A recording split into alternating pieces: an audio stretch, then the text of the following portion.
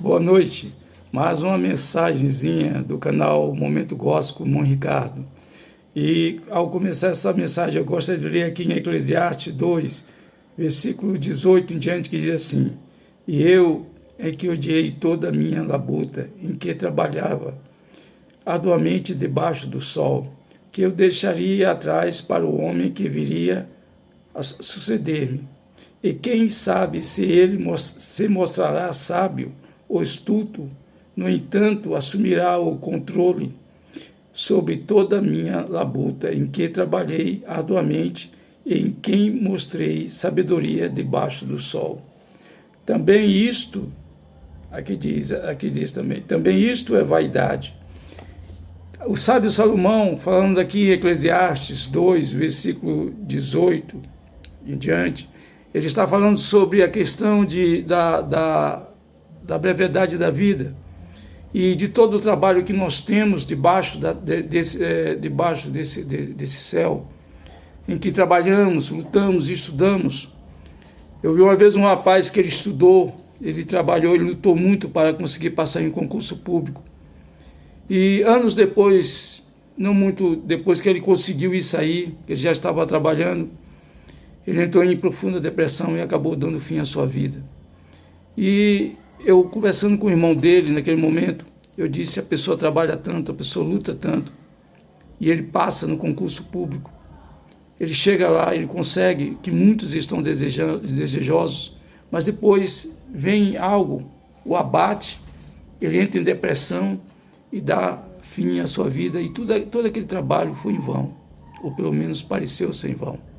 Então a gente vê que no decorrer da vida do homem, essas coisas acontecem a nós, são inerentes à vida humana, e devemos nos apegar com Deus para que possamos nos livrar disso. Salomão estava falando do homem que viria depois dele, que sucederia os seus bens, as suas riquezas, e sabemos pela história que Roboal, rei de Israel, que foi filho de Salomão, foi o causador da divisão das 12 tribos de Israel. E Salomão não sabia disso, era um sábio, mas ele não sabia que o filho iria realizar esta tão má proeza, Se bem que a Bíblia diz que isso também vinha do Senhor. E também nós vimos o caso de Josafá, que trabalhou com diligência e procurou deixar seus filhos bem financeiramente nas suas fazendas, nas suas riquezas, mas deu o reino, distribuiu toda a sua riqueza. Ele tinha muitos filhos, aos seus filhos, mas deu o seu reino ao seu filho primogênito. Esse, quando subiu ao trono, que seu pai já havia falecido, dizimou todos os seus irmãos. Então a gente vê que Josafá não sabia que o seu filho mais velho agiria desta forma tão cruel, tão insensata, tão louca. Então a gente não sabe. Irmãos e irmãs, a Bíblia diz que o homem não sabe o que irá lhe suceder.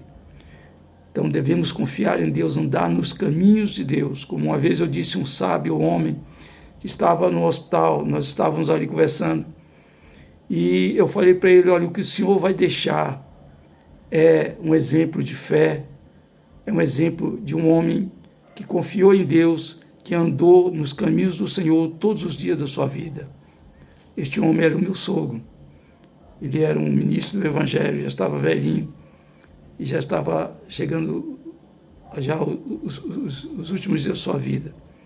E hoje eu olho para a trajetória daquele homem de Deus, e atino por esta palavra que diz, observa o homem de bem, pois o seu fim será paz. Fiquem na paz do Senhor.